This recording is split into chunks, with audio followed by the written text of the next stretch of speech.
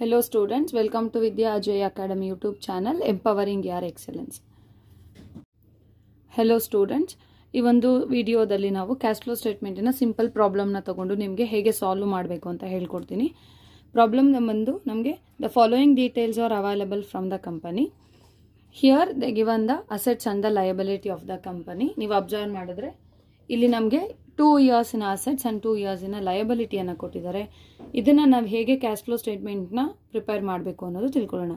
Liabilities ಏನೇನು ಕೊಟ್ಟಿದ್ದಾರೆ: share capital, debentures, reserve fund, doubtful for bad debts, trade creditors and profit and loss account. And assets ಬಂದು cash, debtors, stock, land and building ಅಂತ goodwill ಕೊಟ್ಟಿದ್ದಾರೆ. If you observe the problem, they given always 2 year of the data 2013 and 14. ಇದಾದ್ಮೇಲೆ ನಮ್ಗೆ adjustments ಏನು ಕೊಟ್ಟಿದ್ದಾರೆ: additional information, dividend paid 3,500, land purchase 10,000, amount provide for return of goodwill is 5,000, debentures paid is 6,000. Prepare cash flow statement. ಈ ಇಷ್ಟು ಇನ್ಫಾರ್ಮೇಷನನ್ನು use ಮಾಡಿಕೊಂಡು ಹೇಗೆ ನೀವು cash flow ಸ್ಟೇಟ್ಮೆಂಟ್ನ prepare ಮಾಡಬೇಕು ಅಂತ ನೋಡೋಣ. ನೀವು ಫಸ್ಟ್ ವಿಡಿಯೋ ನೋಡಿಲ್ಲ ಅಂತಂದರೆ ಕ್ಯಾಶ್ ಫ್ಲೋ ಸ್ಟೇಟ್ಮೆಂಟ್ ನಾನು ಫಾರ್ಮೆಟ್ ಆ್ಯಸ್ ಇಟ್ ಈಸ್ ಫಾರ್ಮೆಟ್ನ ನಾವು ಫಾಲೋ ಮಾಡಿಕೊಂಡು ಈಗ ನಾವು ಕ್ಯಾಶ್ ಫ್ಲೋ ಸ್ಟೇಟ್ಮೆಂಟ್ನ ಪ್ರಿಪೇರ್ ಮಾಡೋಣ. First step in the problem, you want to identify whether it is a current assets or current liability, operating activity or finance activity or investing activity ಅಂತ identification ಮಾಡ್ಕೋಬೇಕು. First ಅಸೆಟ್ಸ್ನ ನಾವು identify ಮಾಡಿ ಆಮೇಲೆ ಯಾವ activity ಅಂತ identify ಮಾಡೋಣ. Cash is a current asset of course, but ಇದನ್ನು ನಾವಿಲ್ಲಿ ಲಾಸ್ಟಲ್ಲೇ ತಗೋತೀವಿ. Datas is a current assets and stock is a current asset, land is a fixed asset and good will is a non cash operation. Then come to the current liability. Trade creditors is a current liability. Then ಇಲ್ಲೇ mark ಮಾಡ್ಕೊಳ್ಳಿ ನೀವು ಯಾವುದಕ್ಕೆ ಹಾಕೋಬೇಕು. First is ನಮಗೆ operating activity. So operating ಆಕ್ಟಿವಿಟಿಯಲ್ಲಿ ನಮಗೆ first thing we will take as a profit. So ಈ ಎರಡಕ್ಕೆ ಇರ್ತಕ್ಕಂಥ ಡಿಫ್ರೆನ್ಸ್ನ ತಾವು 10,040 ಆ್ಯಂಡ್ 10,560ಗೆ ಇರ್ತಕ್ಕಂಥ ಡಿಫ್ರೆನ್ಸ್ನ ನೀವು ಇಲ್ಲಿ ಬೇಕಾದ್ರೆ ಬರ್ಕೋಬೋದು. ಡಿಫ್ರೆನ್ಸ್ ಅಮೌಂಟ್ನ ನೀವು ಬಿಗಿನಿಂಗಲ್ಲಿ ಹಾಕೋಬೇಕು. Afterwards, trade creditors are current liability and doubtful debtors is also a current liability. Reserve for doubtful debts and debenture is a financial activity. ನಮಗೆ share capital also financial activity. So debentures ಮತ್ತೆ financial ಎರಡು ನಮಗೆ financial activity ಕೆಳಗಡೆ ಬರುತ್ತೆ. Come to this side, ಇಲ್ಲಿ ನಮಗೆ land it will come in the investing activity. Other than this ನಮಗೆ ಇಲ್ಲಿ ಏನು ಬರಲ್ಲ. This is one of the simple problem. ನೀವು ಸಿಂಪಲ್ ಪ್ರಾಬ್ಲಮ್ ಇಂದ ಸ್ಟಾರ್ಟ್ ಮಾಡಿ ಒಂದೊಂದೇ ಅಡ್ಜಸ್ಟ್ಮೆಂಟ್ ಕಲಿತಾ ಹೋದ್ರೆ ನಿಮಗೆ ಈಸಿ ಆಗುತ್ತೆ. Next come to the adjustment, dividend paid. In the ಅಡ್ಜಸ್ಟ್ಮೆಂಟಲ್ಲಿ ಕೊಟ್ಟಿರ್ತಕ್ಕಂಥ ಎಂಟ್ರಿನ ನಾವು 2 ಟೈಮ್ಸ್ ಹಾಕೋತೀವಿ. ನಂಬರ್ 1 ಡಿವಿಡೆಂಟ್ ಪೇಡ್, ಇದನ್ನು ಒಂದು ಪ್ಲಸ್ ಮಾಡ್ಕೊಳ್ಳಿ ಎಲ್ಲಿ ನಾನ್ ಕ್ಯಾಶ್ ಆಪರೇಷನ್ಸಲ್ಲಿ, ಮೈನಸ್ ಮಾಡ್ಕೊಳ್ಳಿ ಇನ್ನು ಫಿನಾನ್ಷಿಯಲ್ ಆಕ್ಟಿವಿಟಿ. ಎರಡು ಟ್ರೀಟ್ಮೆಂಟ್ ಆಗಬೇಕು ಇದಕ್ಕೆ. ಒಂದು plus non cash operation and ಇನ್ನೊಂದು ಫಿನಾನ್ಷಿಯಲ್ ಆಕ್ಟಿವಿಟಿಯಲ್ಲಿ ನೀವು ಲೆಸ್ ಮಾಡ್ಕೋಬೇಕು. ಲ್ಯಾಂಡ್ ಪರ್ಚೇಸ್, ಹಾಗಾದರೆ ಲ್ಯಾಂಡ್ ಪರ್ಚೇಸ್ 2 ಟೈಮ್ಸ್ ಎಲ್ಲ ಹಾಕ್ಕೊಳ್ಳೋದು. ನಂಬರ್ ಫಾರ್ ದ ಲ್ಯಾಂಡ್ ನೀವು ಒಂದನ್ನು ತಲೆಯಲ್ಲಿ ಇಟ್ಕೋಬೇಕು. ನಮಗೆ ಬ್ಯಾಲೆನ್ಸ್ ಶೀಟಲ್ಲಿ ಫಿಕ್ಸ್ಡ್ ಅಸೆಟ್ಸ್ ಏನಾದರೂ ಕೊಟ್ಟಿದ್ದಾಗ compulsory you want to prepare the ledger accounts. Whether it is in the adjustment given or not, it is safer to prepare the ledger accounts for the fixed assets. So ನಾನಿಲ್ಲಿ ಲ್ಯಾಂಡ್ಗೆ leisure ಅಕೌಂಟಲ್ಲಿ ಟ್ರೀಟ್ಮೆಂಟ್ನ ತಗೋತೀನಿ and ಅದರಲ್ಲಿ ಬರ್ತಕ್ಕಂಥ ಬ್ಯಾಲೆನ್ಸನ್ನು ನಾನು cash flow ಸ್ಟೇಟ್ಮೆಂಟಲ್ಲಿ ಹಾಕ್ಕೋತೀನಿ. And amount provided for return of goodwill, here this is a non cash operation. If you observe the goodwill amount, the 5,000 and also this is 5,000. The difference between 10,000 and 5,000 also 5,000 and ಇಲ್ಲಿ ಅಡ್ಜಸ್ಟ್ಮೆಂಟಲ್ಲಿ ಕೂಡ 5,000 ಕೊಟ್ಟಿದ್ದಾರೆ. So ಇದನ್ನು ನಾವು non cash ಆಪರೇಷನ್ಸಲ್ಲಿ ತಗೋತೀವಿ. Next debentures paid is ನಮಗೆ debentures ಬಂದು ನಮಗೆ ಫಿನಾನ್ಷಿಯಲ್ ಆಕ್ಟಿವಿಟಿ ಕೆಳಗಡೆ ತಗೋಬೇಕಾಗುತ್ತೆ. ಸೊ ಇಷ್ಟು ಇನ್ಫಾರ್ಮೇಷನನ್ನು ಇಟ್ಕೊಂಡು ಹೇಗೆ ನಾವು ಕ್ಯಾಶ್ ಫ್ಲೋ ಸ್ಟೇಟ್ಮೆಂಟ್ನ ಪ್ರಿಪೇರ್ ಮಾಡಬೇಕು ಅಂತ ನೋಡೋಣ. Before preparing the cash flow statement we want to prepare the ledger accounts. So ಇಲ್ಲಿ ನಮಗೆ ಫಿಕ್ಸ್ಡ್ ಅಸೆಟ್ ಇರೋದು ಲ್ಯಾಂಡ್ ಒಂದೇ, ಹಾಗಾಗಿ ಲ್ಯಾಂಡಿನ ಒಂದು ಅಕೌಂಟನ್ನು ನಾನು ಪ್ರಿಪೇರ್ ಮಾಡ್ಕೋತೀನಿ. Land is a asset account, so you want to take the balance in the debit side. ಓಕೆನಾ? ಲ್ಯಾಂಡ್ ನಮಗೆ ಅಸೆಟ್ ಅಕೌಂಟ್ ಆಗಿರೋದ್ರಿಂದ ಕಂಪಲ್ಸರಿ ಯಾವುದೇ ಫಿಕ್ಸ್ಡ್ ಅಸೆಟ್ ಆದರೂ ಸರಿ ನೀವು ಅದರ ಬ್ಯಾಲೆನ್ಸನ್ನು ನೀವು ಡೆಬಿಟ್ ಸೈಡ್ ತಗೋಬೇಕು. ಅದು ಲ್ಯಾಂಡ್ ಅಕೌಂಟ್ ಆಗಿರ್ಬೋದು, ಮೆಷಿನರಿ ಅಕೌಂಟ್ ಆಗಿರ್ಬೋದು, ಯಾವುದಾದ್ರೂ ಆಗಿರ್ಬೋದು. ಲ್ಯಾಂಡ್ ಅಕೌಂಟಿನ opening balance given in the problem ಏನು ಕೊಟ್ಟಿದ್ದಾರೆ ಬ್ಯಾಲೆನ್ಸ್ ನಮಗೆ ಪ್ರಾಬ್ಲಮಲ್ಲಿ 20,000 ಕೊಟ್ಟಿದ್ದಾರೆ. So right to balance brought down that is 20,000. ಓಕೆನಾ? ಆ್ಯಂಡ್ ಅಡ್ಜಸ್ಟ್ಮೆಂಟಲ್ಲಿ ಏನು ಹೇಳ್ತಾ ಇದ್ದಾರೆ ಅವರು, ಪರ್ಚೇಸ್ ಮಾಡಿದ್ದಾರೆ ಅಂತ ಹೇಳ್ತಾ ಇದ್ದಾರೆ. ಸೊ ಅದಕ್ಕೆ ಅಡ್ಜಸ್ಟ್ಮೆಂಟಲ್ಲಿ ಏನು ಕೊಟ್ಟಿದ್ದಾರೆ ನಮಗೆ, ನಾವು ಅಡ್ಜಸ್ಟ್ಮೆಂಟ್ನ ಚೆಕ್ ಮಾಡಿದ್ರೆ land purchased for 10,000. So purchase ಯಾವಾಗಲೂ ನಮಗೆ ಡೆಬಿಟ್ ಸೈಡ್ ಬರಬೇಕು. ಟು ಕ್ಯಾಶ್ ಅಂತ ಬರ್ಕೊಳ್ಳಿ, in the bracket right the purchase. So sale ಕೊಟ್ಟಿದ್ರೆ ನಮಗೆ ಇದು ಕ್ರೆಡಿಟ್ ಎಂಟ್ರಿ ಬರುತ್ತೆ, ಟು ಕ್ಯಾಶ್ ಸೇಲ್ಸ್ ಅಂತ ಹಾಕೋಬೇಕಾಗುತ್ತೆ. ಸೊ ಪರ್ಚೇಸ್ ನಾವು ಎಷ್ಟು ಮಾಡಿದೀವಿ ಇಲ್ಲಿ 10,000 ಅನ್ನ ಮಾಡಿದೀವಿ. ಸೊ ಟೋಟಲ್ ಎಷ್ಟಾಯ್ತು ನಮ್ಗೆ, ಇದು 30,000 ಆಯ್ತು. ಕರೆಕ್ಟಾ? ನಾವು ದಿಸ್ ಸೈಡ್ ನೀವು ಈ ಕಡೆ balance by balance carried down, ಈ ಬ್ಯಾಲೆನ್ಸ್ ಕ್ಯಾರಿಡ್ ಡೌನ್ ಅನ್ನ ಯಾವ್ದು ಹಾಕೋಬೇಕು ಅಂತಂದ್ರೆ, ಇಲ್ಲಿ ನಮಗೆ 2014 ಕೊಟ್ಟಿರ್ತಲ್ಲ 2013 ನಾವು ಓಪನಿಂಗ್ ಬ್ಯಾಲೆನ್ಸ್ ಅಂತ ತಗೋಬೇಕು. 2014 ನಾವು ಕ್ಲೋಸಿಂಗ್ ಬ್ಯಾಲೆನ್ಸ್ ಅಂತ ಕನ್ಸಿಡರ್ ಮಾಡಿದ್ರೆ 30,000 ಬರುತ್ತೆ. ಇಫ್ ಯು ಅಬ್ಸರ್ವ್ ದಿಸ್ 30,000 ಇದು ಟ್ಯಾಲಿ ಆಗುತ್ತೆ.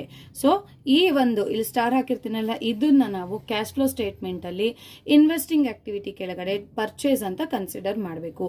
ಪ್ರತಿಯೊಂದು ಫಿಕ್ಸ್ಡ್ ಅಸೆಟ್ಗೆ ಇದೇ ಫಾರ್ಮೆಟ್ ನಾವು ಫಾಲೋ ಮಾಡಬೇಕು. ಡಿಪ್ರಿಸಿಯೇಷನ್ ಇದ್ದಾಗ ಡಿಪ್ರಿಸಿಯೇಷನ್ ಅಡ್ಜಸ್ಟ್ಮೆಂಟ್ ಮಾಡಿಕೊಂಡು ನಾವು ಬ್ಯಾಲೆನ್ಸ್ ಮಾಡಿ ಬಂದಿರೋ ಬ್ಯಾಲೆನ್ಸ್ ನಾವು ಇನ್ವೆಸ್ಟಿಂಗ್ ಆಕ್ಟಿವಿಟಿಯಲ್ಲಿ ಬರ್ಕೋಬೇಕು.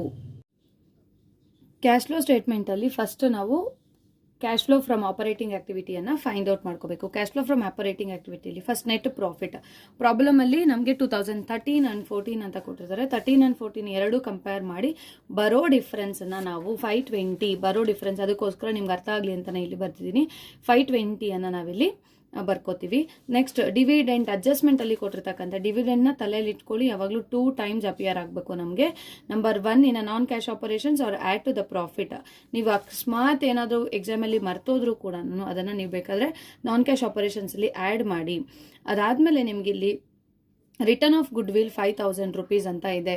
ರಿಟರ್ನ್ ಆಫ್ ಗುಡ್ ವಿಲ್ ಅಂದ್ರೆ ಗುಡ್ ವಿಲ್ ರೆಡ್ಯೂಸ್ ಆಗಿದೆ. ಸೊ ಹಾಗಾಗಿ ಗುಡ್ ವಿಲ್ ರೆಡ್ಯೂಸ್ ಆಗಿರೋದ್ರಿಂದ 5,000 rupees ನ ಪ್ರಾಫಿಟ್ಗೆ ಆಡ್ ಮಾಡಿ. 520 ಪ್ಲಸ್ 3,500 ಪ್ಲಸ್ 5,000 8,500 ಈ ಎರಡನ್ನ ಆಡ್ ಮಾಡಿರ್ತಕ್ಕಂಥದ್ದನ್ನ ಈ ಔಟರ್ ಕಾಲಮ್ ಅಲ್ಲಿ ನೀವು ಹಾಕೋಬೇಕು.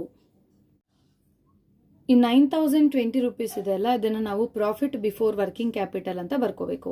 ಇದಾದ್ಮೇಲೆ ಈಗ ನಾವು ಇದಕ್ಕೆ ವರ್ಕಿಂಗ್ ಕ್ಯಾಪಿಟಲ್ ನ ಅಡ್ಜಸ್ಟ್ ಮಾಡಬೇಕು. ವರ್ಕಿಂಗ್ ಕ್ಯಾಪಿಟಲ್ ಈಸ್, ಇಲ್ಲೊಂದು ಸೆಂಟೆನ್ಸ್ ನಾವು ಬರ್ಕೋಬೇಕು, decreasing in current assets and increasing in the current liability. Problem ಅಲ್ಲಿ ಚೆಕ್ ಮಾಡಿ ಆ ಕರೆಂಟ್ ಅಸೆಟ್ಸ್ ಮತ್ತೆ ಕರೆಂಟ್ ಲಯಬಿಲಿಟಿಯನ್ನ ಬಿಫೋರೇ ನಾವು ಮಾರ್ಕ್ ಮಾಡ್ಕೊಂಡಿರ್ತೀವಿ. ಸೊ ಹಾಗಾಗಿ ಅದನ್ನ ಚೆಕ್ ಮಾಡ್ಕೋಬೇಕು. ಏನ್ ಹೇಳ್ತಾ ಇದೆ sentence, first decreasing in current asset, ಯಾವ ಕರೆಂಟ್ ಅಸೆಟ್ ಡಿಕ್ರೀಸ್ ಆಗಿದೆ. So stock and datas, only we have a 2 current assets here, stock and datas. Stock ಏನಾಗಿದೆ, ಡಿಕ್ರೀಸ್ ಆಗಿದೆ. ಹಾಗಾಗಿ difference amount 49,200 and 42,700, the difference is 6,500 ನ ಇಲ್ಲಿ ಬರ್ಕೋತೀವಿ. Next ಇನ್ನಿರೋದು ನಮಗೆ datas, but datas increase ಆಗಿದೆ, ಹಾಗಾಗಿ ಇಲ್ಲಿ ನಾವು ಬರ್ಕೋಬಾರ್ದು. Next come to the current liability. Reserve for doubtful debts is 700 and 800, the difference amount is 100 rupees. So second sentence ಏನ್ ಹೇಳ್ತದೆ ನಮಗೆ ಇದರಲ್ಲಿ, increasing in current liability. So reserve fund ನಮ್ಗೆ ಏನಾಗಿದೆ, ಬ್ಯಾಡ್ಫುಲ್ ಡೆಟ್ಸ್ ಏನಾಗಿದೆ, ಡಿಕ್ರೀಸ್ ಆಗಿದೆ, ಇನ್ಕ್ರೀಸ್ ಆಗಿದೆ, ಹಾಗೆ 100 ನ ಬರ್ಕೋತಾ ಇದೀವಿ. Trade creditors also increased for 1,480 rupees, 10,360 and 11,840. ಇದನ್ನ ಇಲ್ಲೇ ಮಾರ್ಕ್ ಮಾಡ್ಕೊಂಡ್ರೆ ನಿಮಗೆ ಈಸಿ ಆಗುತ್ತೆ. ಸೊ ಇದನ್ನ ಈಗ ಟೋಟಲ್ ಮಾಡ್ಕೊಳ್ಳಿ, 6,500, 100 and 1,480 rupees. ಟೋಟಲ್ ನಮಗೆ 8,080 rupees ಬರುತ್ತೆ. ಇದನ್ನ ಏನ್ ಮಾಡಬೇಕು, 9,020ಗೆ ಈ ಒಂದು 8,080 rupees ನಾವು ಆಡ್ ಮಾಡಿದ್ರೆ 17,100 ಬರುತ್ತೆ. ಇದು ಇಲ್ಲಿವರೆಗೂ ಒಂದು ಪ್ರೋಸೆಸ್ ನಮಗೆ. ಇದಾದ್ಮೇಲೆ ನಾವೇನ್ ಮಾಡಬೇಕು ಅಂತಂದ್ರೆ, ಇನ್ಕ್ರೀಸಿಂಗ್ ಇನ್ ಕರೆಂಟ್ ಅಸೆಟ್ಸ್ ಅಂದ್ರೆ ಮೇಲೆಗಡೆ ನಾವೇನ್ ಬರ್ದಿದೀವಲ್ಲ ಅದಕ್ಕೆ ಆಪೋಸಿಟ್ ಇರಬೇಕು. ನೀವು ಯಾವ್ದನ್ನಾದ್ರೂ ಒಂದನ್ನು ಲರ್ನ್ ಮಾಡಿದ್ರೆ ಆಟೋಮೆಟಿಕ್ ಆಗಿ ನೀವು ಇದನ್ನ ಬರೀಬಹುದು. Increasing in current assets and decreasing in the current liability, you want to less the amount. Less ಮಾಡ್ಬೇಕು, ಇದನ್ನ ಬರೋ ಅಮೌಂಟ್ ನ ಈ 17,100 ಅಲ್ಲಿ ಲೆಸ್ ಮಾಡ್ಕೋಬೇಕು. ಹಾಗಾದ್ರೆ ಪ್ರಾಬ್ಲಮ್ ಅಲ್ಲಿ ಇನ್ಕ್ರೀಸಿಂಗ್ ಇನ್ ಕರೆಂಟ್ ಅಸೆಟ್ಸ್ ನಮ್ಗಿರೋದು ಸ್ಟಾಕ್ ಮುಗೀತು, ಇರೋದು ನಮ್ಗೆ ಡೇಟಾಸ್ ಒಂದೇ. ಡೇಟಾಸ್ ಏನಾಗಿದೆ, ಇನ್ಕ್ರೀಸ್ ಆಗಿದೆ. 14,900 ಪ್ಲಸ್ 17,700 rupees ಇನ್ಕ್ರೀಸ್ ಆಗಿದೆ. ಸೊ ಇನ್ಕ್ರೀಸ್ ಅಮೌಂಟ್ ನಾನಿಲ್ಲಿ ಡೇಟಾಸ್ ಅಂತ ಬರೀತೀನಿ. ಡೇಟಾಸ್ ವ್ಯಾಲ್ಯೂ ನಮಗೆ ಎಷ್ಟು ಇನ್ಕ್ರೀಸ್ ಆಗಿದೆ, 2,800 rupees. ಇನ್ನರ್ ಕಾಲಮ್ ಅಲ್ಲಿ ಬರ್ಕೊಳ್ಳಿ, 2,800 rupees. ಅದಾದ್ಮೇಲೆ ಸೆಂಟೆನ್ಸ್ ಏನ್ ಹೇಳುತ್ತೆ, decreasing in the current liability. Current liability ಯಾವ್ದಾದ್ರೂ ಡಿಕ್ರೀಸ್ ಆಗಿದೆಯಾ ಅಂತ ನೋಡಿ, ಯಾವುದೇ ಕರೆಂಟ್ ಲಯಬಿಲಿಟಿ ನಮಗೆ ಡಿಕ್ರೀಸ್ ಆಗಿಲ್ಲ. ಹಾಗಾಗಿ ನಾವೀಗ ಏನ್ ಮಾಡಬೇಕು, 17,100 ಮೈನಸ್ 2,800 ಮಾಡಬೇಕು. ಸೊ 17,100 ಮೈನಸ್ 2,018 ಮಾಡಿದ್ರೆ ನಮ್ಗೆ ಎಷ್ಟು ಆನ್ಸರ್ ಬರುತ್ತೆ, 17,100 ಮೈನಸ್ 2,800 ಮಾಡಿದ್ರೆ ನಮಗೆ 14,300 ರುಪೀಸ್ ಆನ್ಸರ್ ಬರುತ್ತೆ. ಸೊ ದಿಸ್ 14,300ನ ಇಲ್ಲಿ ಬರ್ಕೊಳ್ಳಿ ಔಟರ್ ಕಾಲಮಲ್ಲಿ. 14,300 call it as a cash flow from operating activity. ಓಕೆನಾ, ಆಕ್ಟಿವಿಟಿ ಇದನ್ನೇನಂತ ಕರಿತೀವಿ, ಎ.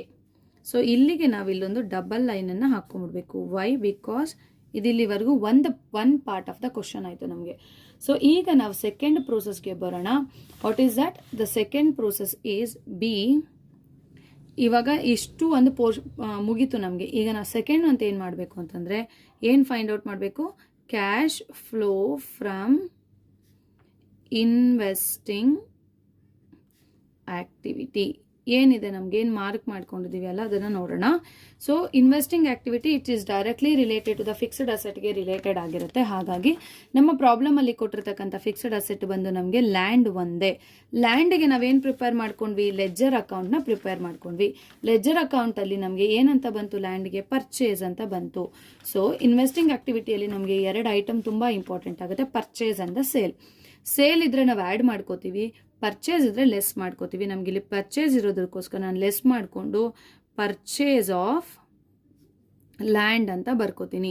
ಪರ್ಚೇಸ್ ಆಫ್ ಲ್ಯಾಂಡ್ ಎಷ್ಟಾಗಿದೆ? 10,000 ರುಪೀಸ್ ಅಲ್ವಾ. ಸೊ ಇದನ್ನು ನಾವು ಯಾಕೆ ಬ್ರ್ಯಾಕೆಟಲ್ಲಿ ಹಾಕೋಬೇಕು ಅಂದರೆ ಇದು ಮೈನಸ್ ಬ್ಯಾಲೆನ್ಸ್ ಆಗಿರೋದ್ರಿಂದ ಎಗೇನ್ ಔಟರ್ ಕಾಲಮಲ್ಲಿ 10,000 ಬ್ರ್ಯಾಕೆಟಲ್ಲಿ ಹಾಕ್ಕೊಳ್ಳಿ. ಸೊ ಅದಾದಮೇಲೆ ಇನ್ಯಾವುದೇ ಒಂದು ಆ್ಯಕ್ಟಿವಿಟಿ ಆಗಿಲ್ಲ ನಮಗೆ. ಸೊ ಫೈನಲಿ ನಾವೇನು ಬರಿಬೇಕು ಅಂತಂದರೆ cash flow from investing activity ಏನಿದೆ ನಮ್ಗೆ ಅದನ್ನೇ ಬರ್ಕೋಬೇಕು. 10,000 ಇದೆ, ಅದನ್ನು ಮೈನಸ್ ಬ್ರ್ಯಾಕೆಟಲ್ಲಿದೆ, ಅದು ಮೈನಸ್ 10,000. ಸೊ ಬಿ ಆನ್ಸರ್ ಏನು ನಮಗೆ? ಮೈನಸ್ 10,000 ಬಂತು. ಇದು ಇಲ್ಲಿವರೆಗೂ second part. The third part of the question again we want to find out the cash flow from the financing activity. Cash flow from financing activity ಈಗ find out ಮಾಡಬೇಕು. A B ಆಯಿತು, ಈಗ ನಾವು C ಮಾಡಬೇಕು. That is cash flow from financing activity. ಓಕೆನಾ. So cash flow from financing activity ಅಂತಂದರೆ ಏನೆಲ್ಲ ನಾವು ಶೇರ್ಸ್ ಡಿಬೆಂಚರ್ಸ್ ಇರುತ್ತಲ್ಲ, ಈಗ ಅದನ್ನು ಅಡ್ರೆಸ್ ಮಾಡಬೇಕು. ಸೊ ಶೇರ್ಸ್ ಏನಾಗಿದೆ ನಮಗೆ? ಶೇರ್ಸು ಇನ್ಕ್ರೀಸ್ ಆಗಿದೆ 70,000 ಆ್ಯಂಡ್ 74,000 ರುಪೀಸ್. ನೀವು ಅಬ್ಸರ್ವ್ ಮಾಡಿದ್ರೆ ಇಲ್ಲಿ ಇನ್ಕ್ರೀಸ್ ಆಗಿದೆ ಅಲ್ವಾ. ಸೊ ಹಾಗಾಗಿ ಇನ್ಕ್ರೀಸ್ ಆದರೆ ನಾವು ಆ್ಯಡ್ ಮಾಡಬೇಕು.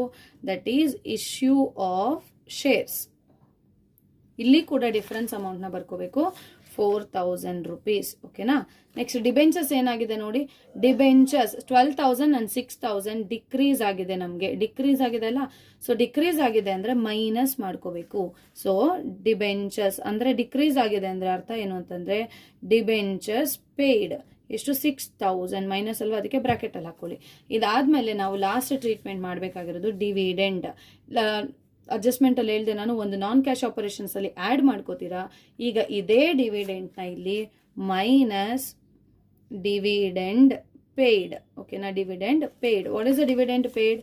3,500 ರುಪೀಸ್. ಓಕೆನಾ. 3,500. ಈಗ ಇದನ್ನು ಬ್ಯಾಲೆನ್ಸ್ ಮಾಡಿ ನಾವು 4,000 minus 6,000 4,000 minus 6,000 and minus 3,500. So ನನಗೆ ಎಷ್ಟು ಬರಬೇಕು? ಮೈನಸ್ 5,500. ಅದನ್ನು ಬ್ರ್ಯಾಕೆಟಲ್ಲಿ ಹಾಕೊಳ್ಳಿ, because it is a minus balance. ಇದು ನಮ್ಗೆ ಆನ್ಸರ್ ಏನಾಗುತ್ತೆ? Cash flow from financing activities. ಓಕೆನಾ. That is C. ನಾವು ಈಗ ನೀವೇನು ಚೆಕ್ ಮಾಡಬೇಕು? Increase or decrease in cash flow.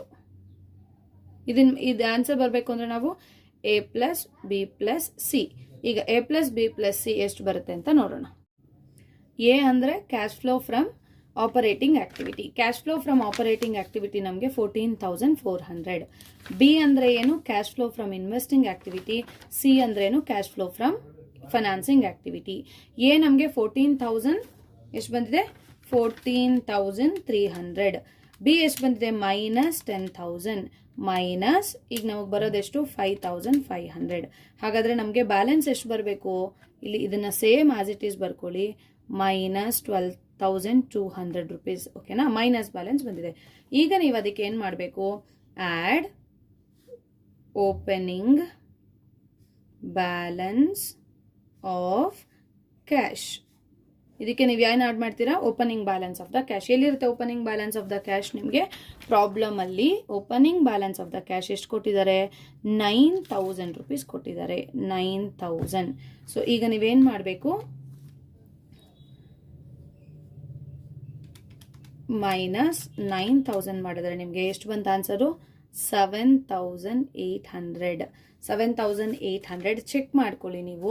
Cash balance ನಮ್ಮ 2014 7,800 ಇದೆ ಅಲ್ವಾ. ಸೊ ಹಾಗಾಗಿ ನಮಗಿಲ್ಲಿ 7,800 ಆನ್ಸರ್ ಬಂದರೆ ನಾವು ಮಾಡಿರ್ತಕ್ಕಂಥ ಕ್ಯಾಶ್ ಫ್ಲೋ ಕರೆಕ್ಟ್ ಆಗಿದೆ. ಇಲ್ಲಿ ನೀವೇನು ಬರೀಬೇಕು, ಕ್ಲೋಸಿಂಗ್ ಬ್ಯಾಲೆನ್ಸ್ ಆಫ್ ಕ್ಯಾಶ್. ಈಗ ನಮ್ಮ ಪ್ರಾಬ್ಲಮ್ ಕರೆಕ್ಟ್ ಆಗಿದೆ ಅನ್ನೋದು ನಮ್ಗೆ ಅಲ್ಲೇ ಎಕ್ಸಾಮಲ್ಲೇ ಗೊತ್ತಾಗುತ್ತೆ ನಾವು ಮಾಡಿರ್ತಕ್ಕಂಥ ಪ್ರಾಬ್ಲಮ್ ಕರೆಕ್ಟ್ ಆಗಿದೆಯಾ ಇಲ್ವಾ ಅಂತ. ಇನ್ನೊಂದು ಪ್ರಾಬ್ಲಮಲ್ಲಿ ನಾನು ಬೇರೆ ಅಡ್ಜಸ್ಟ್ಮೆಂಟ್ ಒಂದಿಗೆ ನಿಮಗೆ ವಿಡಿಯೋನ ಮಾಡಿಕೊಡ್ತೀನಿ. Thank you for watching Vidya Ajay Academy YouTube channel. ಇದು ಹೆಚ್ಚಿನ ಸ್ಟೂಡೆಂಟ್ಸ್ಗೆ ರೀಚ್ ಆಗೋ ರೀತಿ ಶೇರ್ ಮಾಡಿ, ಸಬ್ಸ್ಕ್ರೈಬ್ ಮಾಡಿ. Thank you.